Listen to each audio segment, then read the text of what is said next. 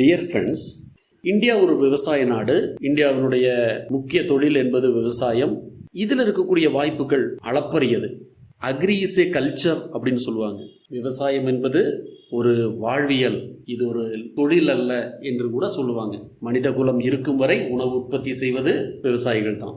இந்த துறையில் நீங்கள் படிக்கணும் அப்படின்னு நினச்சிங்கனாலும் அக்ரிகல்ச்சர் படிக்கணும்.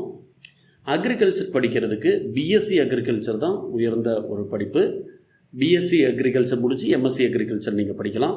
அதற்காக வேளாண் பல்கலைக்கழகங்கள் இருக்குது. இந்த பல்கலைக்கழகங்களில் அட்மிஷன் கிடைக்கணும் அப்படின்னு சொன்னால் நீங்கள் பல முறைகளில் அட்மிஷனை பெற முடியும். இதில் ஒரு முறை என்பது ஐகார் என்று சொல்லக்கூடிய Indian council for agricultural research அவர்களுடைய தேர்வு.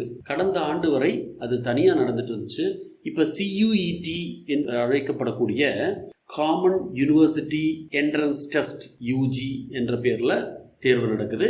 அதில் நீங்கள் விருப்பப்பட்ட சப்ஜெக்டில் ஃபிசிக்ஸு, கெமிஸ்ட்ரி, பயாலஜி போன்ற சப்ஜெக்டை தேர்வு செஞ்சு எழுதிட்டிங்கன்னா அந்த மார்க்கின் அடிப்படையில் ஆல் இண்டியா கோட்டாவை ஃபில் பண்ணிட்டு வர்றாங்க.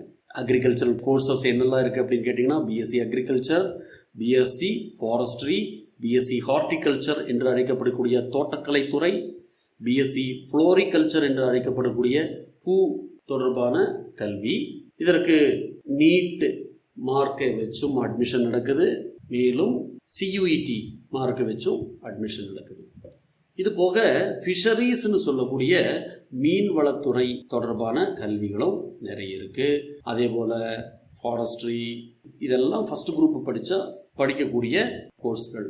மேலும் சிறந்த கல்வி மற்றும் வேலைவாய்ப்பு தகவல் பெற்று வாழ்க்கை சிறக்க ஸ்டடி அண்ட் கரியர் அப்டேட்ஸ் சேனலுடன் இணைந்திருங்கள்.